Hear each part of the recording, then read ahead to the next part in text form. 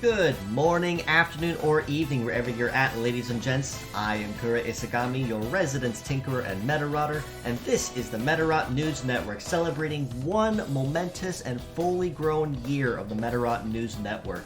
It's honestly been a trip being able to sit down and record these for you once a week, or even sometimes more than that, just to kind of help serve as a voice for the Medarot community, in the Western one, and kind of help serve as a bridge so we can help enjoy the Medarot series just as much and show Imagineer our support for the series has never wavered through the years, despite having very limited contact and very limited content in recent years, of course, as it stands.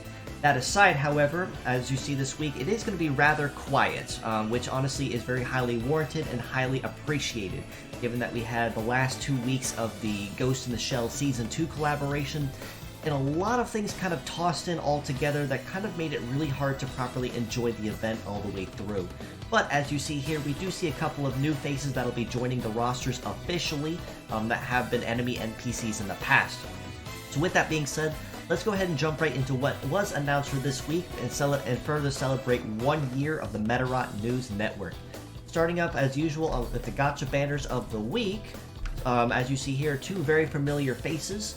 Starting which on the docket is TRS-0 Taurus with the kit of Desperate, Double Virus, Biped Legs, and the Dead or Alive leg ability. He also is capable of meta change at long last, which he has not been capable of until now. In his kit he is packing is Fighter Core, Blow Away, Pile, leg change to Flight, and the leg ability to Charge Fight, making him of course very upfront and very personal with his space and his combat, very much so akin to his motive as the Bull. In addition to him, we do also have the water carrier type Aquarius also making her grand debut as a pullable model in the gacha, with a kit of Charge Plant, Double Counterattack, Float Legs, and the leg ability of Whaley, which going into detail briefly, buffs damage relative to the number of plants on the field. So pretty solid kits all around between the two of these. It is going to be a very slow week, like I said, as a way to kind of recharge from all the hustle and bustle of the collaboration. But both of these models are still pretty good nonetheless. So I'd honestly say it's more of a pull at your own discretion kind of thing if these are two models that you really want. If not, I would honestly dictate it as a skip week since these two really aren't going anywhere, and they will be, of course, have chances for reruns given at any other point in time going forward from this week. With the fierce battles we have going on this week, also once again kind of a slow week, but honestly, like I said, very openly welcomed. With the fierce battles we have being farmable this week, we are packing the line with GRM-0 Wild Ukan with a kit of Rifle, Double Hammer, Biped Legs, and the Radiator leg ability. Behind him we have the ever-popular Humanoid Kappa type with a kit SKB-0 Sagoto with a kit of Beam, Double Hold, Biped Legs, and the Captor leg ability. And then last but not least, we also have everybody's favorite dog type, DOG-0 Cyan Dog, with a kit of Triple Rifle, Biped Legs, and the Clairvoyance leg ability.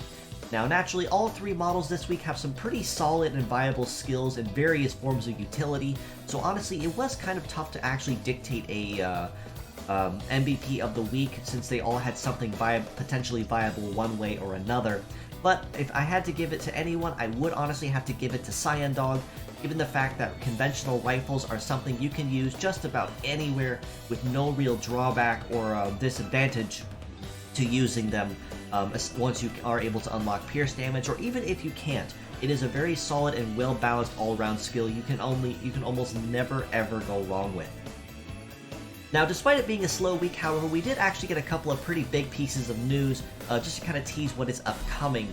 First of which is to celebrate 25 years of Medarot, very well timed, honestly, with my show no less.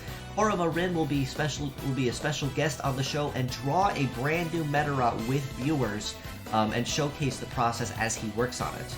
In addition to this, the motive in question that he will be drawing is the 7 Lucky Gods, which is essentially a form of legend within the Japanese culture and community. So very much so looking forward to that and seeing more information as that goes up, and I'm equally excited to see what Master Horama Rin will draw and help showcase and bring to the Medarot series once again.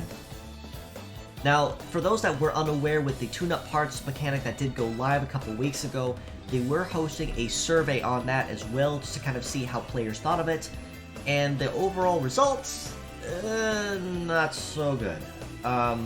Generally put, people mentioned it was very grind-heavy, not very well rewarding with the payoff, and overall, a lot of people really chose not to farm for it as heavily because it was just so expensive to go after. As a result, taking all this into account, however, Imagineer has stated that they will be first of all postponing releasing this mechanic on any new bots going forward or implementing it on current ones, and they also will be taking the next several weeks to revamp the mechanic and hopefully make it a little more user-friendly at this point. That being said, I am still indeed planning to host a Row Battle 101 video on this as well in more detail that will actually explain how exactly the tune-up mechanic works, because it isn't 100% clear in what it explains, despite it being somewhat straightforward once you know what you're doing. So keep an eye out for that, and I will keep you guys posted when that video does go live, so we can properly take advantage of and make use of the new mechanic once it is revamped, and as hopefully a little more user-friendly going forward. But aside from all this, I do also want to take a moment just to kind of take a year in review. As you see here, these are just a couple analytics that I have been paying attention to as I have begun and first started airing the Medarot News Network.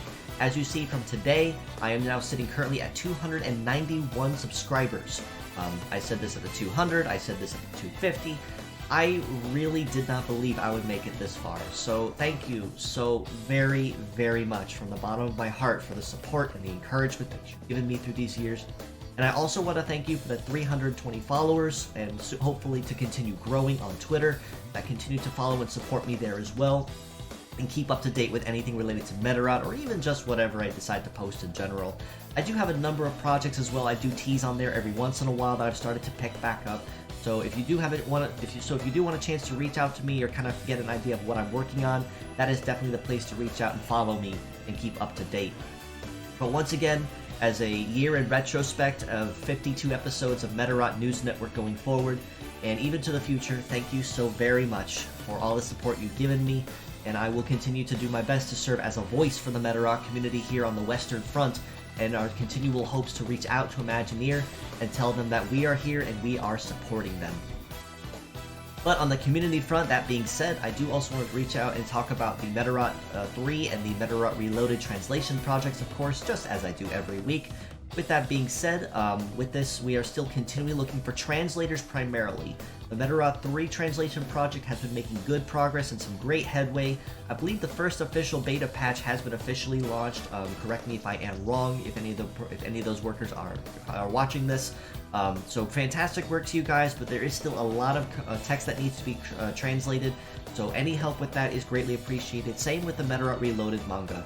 Right now, only about 5 or 6 chapters are still continually actually having been translated and posted publicly, but we would actually like to release more naturally, as the story is still ongoing in the manga hot.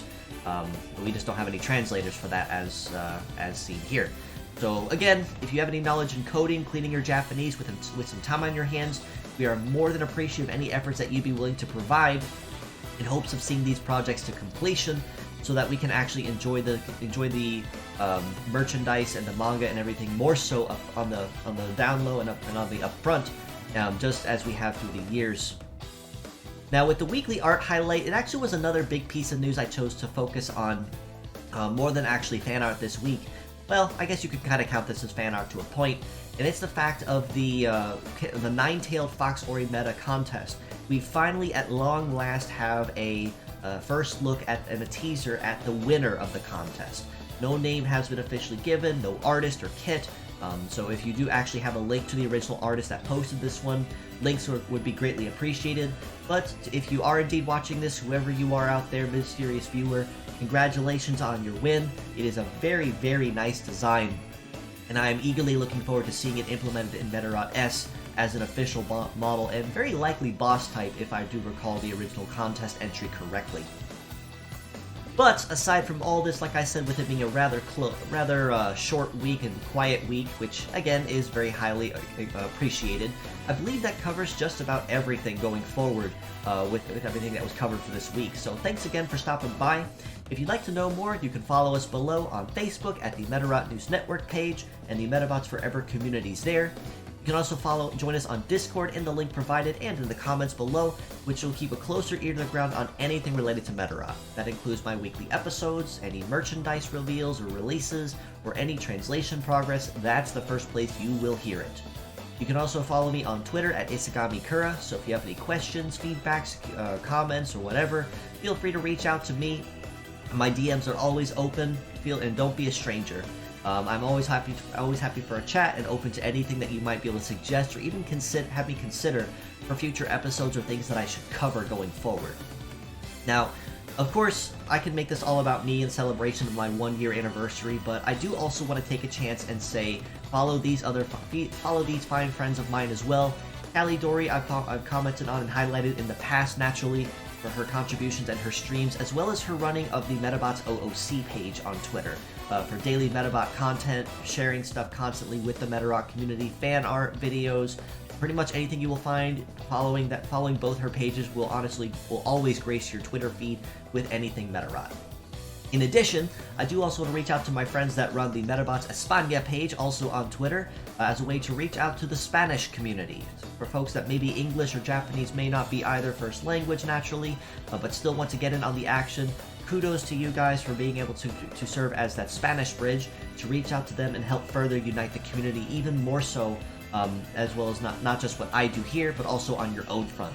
So kudos to you, kudos to Callie Dory, and thank you so very, very much once again for a year of consistent and fantastic video updates and the growth that I've seen through this year so very, very much. But with that being said, I believe, like I said, that does cover just about everything. So thanks again for stopping by, folks. It's always happy to have you in for a visit. Until next time, this is your host, Kura Isagami of the Medarot News Network, signing out.